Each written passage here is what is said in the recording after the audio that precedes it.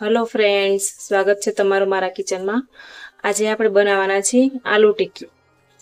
તો બટેકાને મેં અહીંયા બાફી લીધા છે।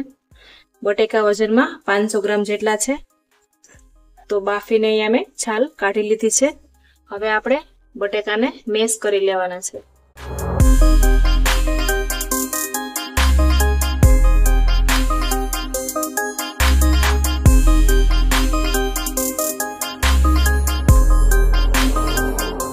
तो बटेका ने આવી રીતના મેશ કરી લેવાના છે। હવે આપણે મસાલા નાખશું।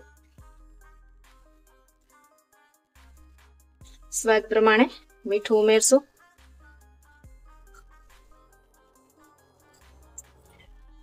અડધી ચમચી જેટલો ગરમ મસાલો, કાશ્મીરી લાલ મરચું ઉમેરશું અડધી ચમચી જેટલું,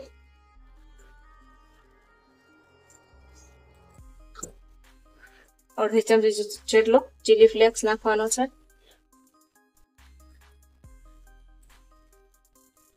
આમચૂર પાવડર છે અડધી ચમચી જેટલો,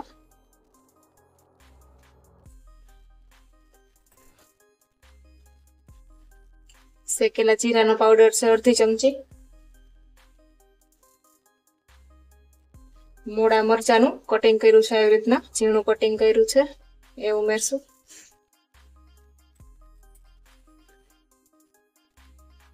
બાફેલા વટાણા છે એ ઉમેરશું।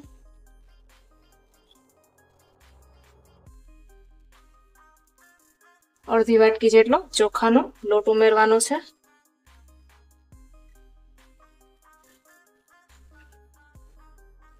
હવે હાથેથી બરાબર મિક્સ કરશું।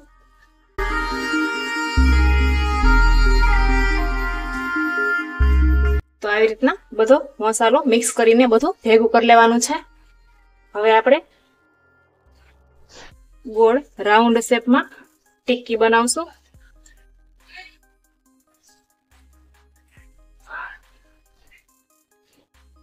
આવી રીતના હથેળીમાં તેલ લગાવવાનું છે એટલે ચોટે નહીં બટેકું।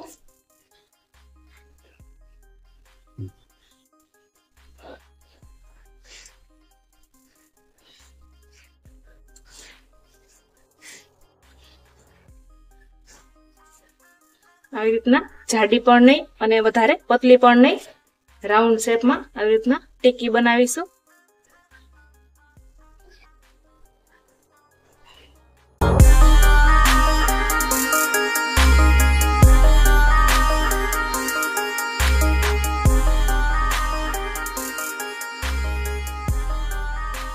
તો આવી રીતના મેં બધી ટિક્કી બનાવી લીધી છે રાઉન્ડ શેપમાં। હવે આપણે આ ટિક્કીને તેલમાં ફ્રાય કરવાની છે। તેલ ગરમ થઈ ગયું છે, ટિક્કી આપણે હવે ફ્રાય કરવા મૂકશું।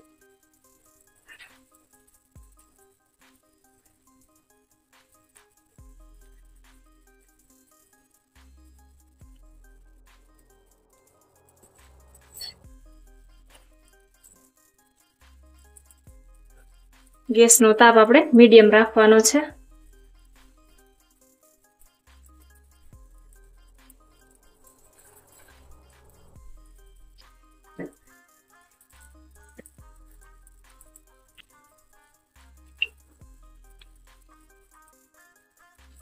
પલટાવી લેશું આપણે બીજી બાજુ।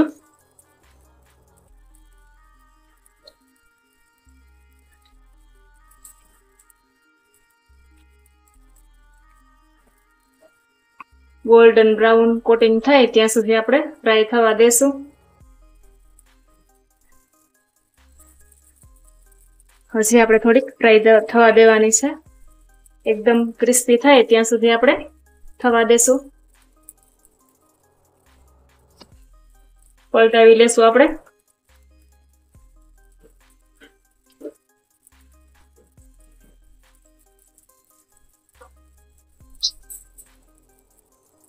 આ બાજુ ફ્રાય થઈ ગઈ છે, હવે પેલી બાજુ ફ્રાય થાય ત્યાં સુધી રહેવા દેશું।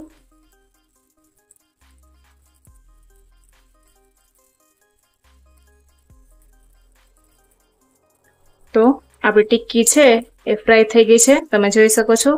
બંને બાજુ બ્રાઉન કોટિંગ થઈ ગયું છે, બંને બાજુ ક્રિસ્પી થઈ ગઈ છે। તો આપણી આલુ ટિક્કી રેડી છે. બહાર કાઢી લેશું હવે.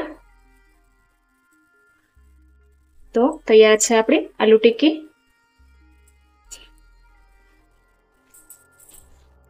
તો ફક્ત 10 જ મિનિટમાં બની જતી આ આલુ ટિક્કી આપણી રેડી છે.